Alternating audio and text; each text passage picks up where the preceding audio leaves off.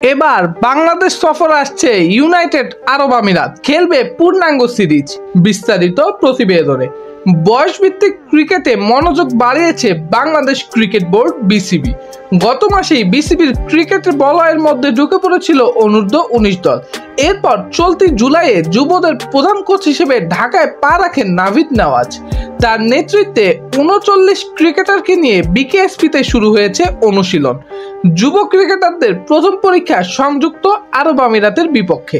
আগামী অক্টোবরে বাংলাদেশ সফরে আসছে তাদের যুব ক্রিকেটাররা। আজ বৃহস্পতিবার আমাদেরকে বিষয়টি নিশ্চিত করেছেন অনূর্ধ্ব-19 দলের নির্বাচক এহসানুল হক সেজান। তিনি বলেছেন, অক্টোবরে বাংলাদেশ সফরে আসছে সংযুক্ত আরব আমিরাতের অনূর্ধ্ব-19 ক্রিকেট দল। তাদের বিপক্ষে একটা 3 দিনের ম্যাচ আছে, এছাড়া 4টি ওয়ানডে আছে। ওইটাই আমাদের যুবদের প্রথম সিরিজ। এহসানুল হক সেজান জানালেন, তাদের লক্ষ্য এখন দল বাছাই করা, আর এটার উপর ভিত্তি করে 28 জন ক্রিকেটার নিয়ে প্র্যাকটিস করছি, আর বাকি 11 জন পরীক্ষা দিচ্ছে। তো যখন বাকিদের অনুশীলনের মধ্যে আনতে পারবো, তখন আমরা দলটাকে মোটামুটি গুছিয়ে আনবো।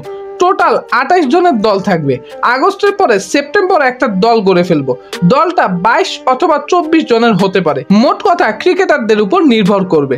যুব এই ক্রিকেটাররা প্রস্তুতি ম্যাচ খেলবেন খুলনার শেখ আবু নাসের স্টেডিয়ামে।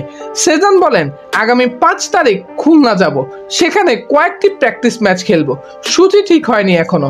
আমাদের 11 জন ক্রিকেটার পরীক্ষা দিচ্ছে, সেটার উপর ভিত্তি করে আমরা সূচি সেট করব। সুপ্রিয় দর্শক, আরব আমিরাতের বাংলাদেশ সফর নিয়ে আপনাদের মতামত কি তা অবশ্যই কমেন্ট করে জানাতে ভুলবেন না।